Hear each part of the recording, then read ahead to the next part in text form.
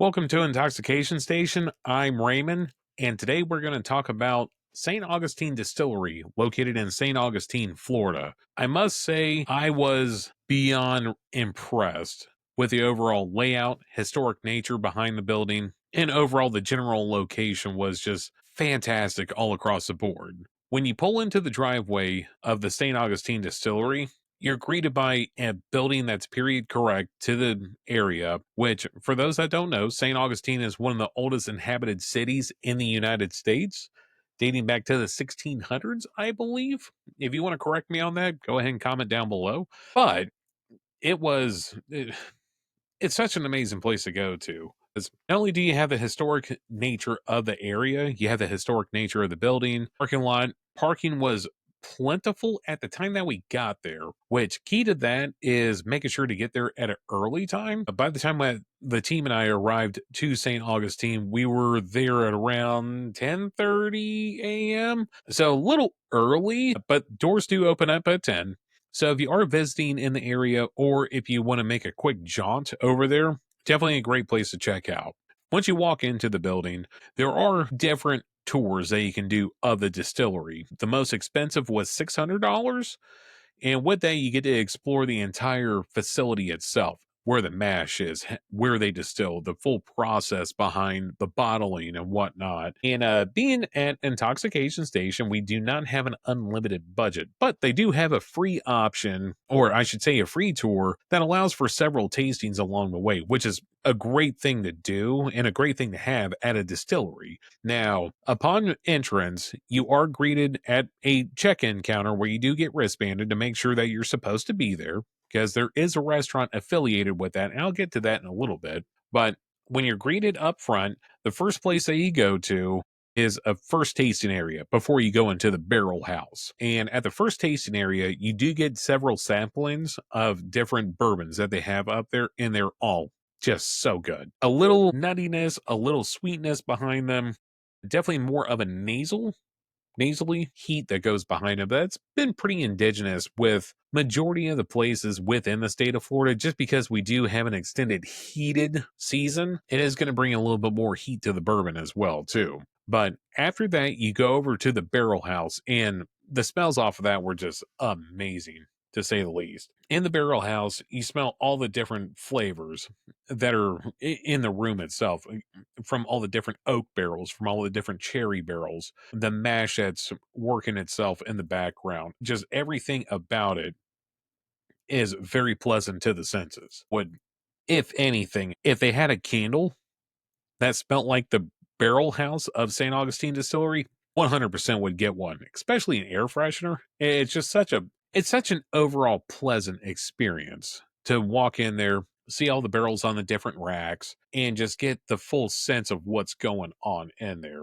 Because, I mean, there's a lot of work going on in the background as far as what distilled spirits have to go through in order to become a bourbon, a whiskey, any of that. Such a beautiful place. When asked how much for a spot to rent there, they looked at me and said, "Sir, you have a problem." And for that, I perfectly understand, because I wanted to live there. I really did. It was such a beautiful place. Now, after the barrel house, you do go into another tasting area, which is separate from the barrel house. And in that tasting area, we were able to taste some of the other distilled spirits that they have up there, such as their vodka, gin, mezcal, which would be closely resembled to a tequila, but just like with champagne, tequila is only tequila in the tequila region of Mexico. Everything else is going to be mezcal, but very tasty otherwise. The gin, even though I'm not a huge fan of gin because it's very loud on the palate, if you know what I mean, was very subtle. You can taste all the different epinephrances that were in there. You could taste all the different flavors, juniper and whatnot, but it wasn't overpowering at the same time, which is great, because even the gin and tonic that they had to sample was just out of this world refreshing. What I would think would be a proper gin and tonic for all my UK folks out there. From there, you do get led into the gift shop area, which they have so much merchandise to choose from, between t-shirts, different flasks, casks, even different distilled spirits as well too. From the gin, vodka, tequila, bourbons, they have it all up there.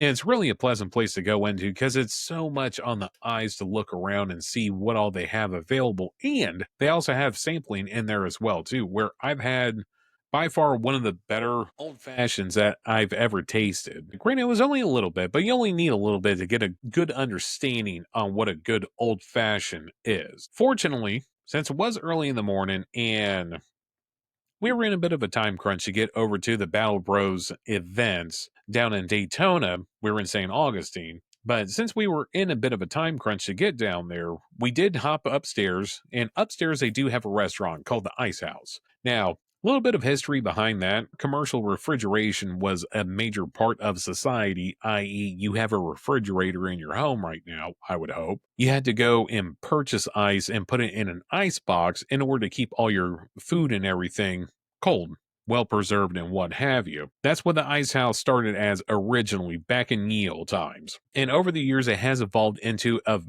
very good restaurant overall. By far, one of the best places that I've had. Not so much as food. Unfortunately, we didn't get any food while we were up there, but we did get some of the cocktails while we were up there. And I had by far the best espresso martini I've ever had in my life. Provided that they do have all different distilled spirits from around the world on their shelves up there. I did try a espresso martini with the St. Augustine Distillery's vodka along with their home brewed espresso, and it was what I would think being the pinnacle to look forward to when getting an espresso martini. Very subtle, sweet but not overpowering, plenty of coffee flavor. It was just all around a great experience.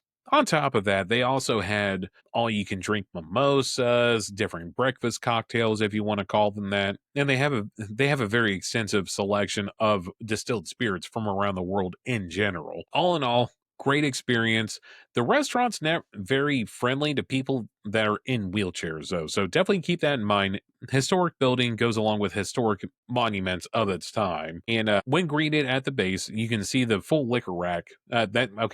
That's one thing about the St. Augustine distillery is they have a lot of distilled spirits and they're all very good. But the ice house has a full cage of distilled spirits from around the world. And there were a lot of names that I've never seen before, which just shows my ignorance prior to starting this channel on just how many different distilled spirits there are around this world. And there was a lot of things that we did try. One of the things that we did try was from a company called Slane, Slane.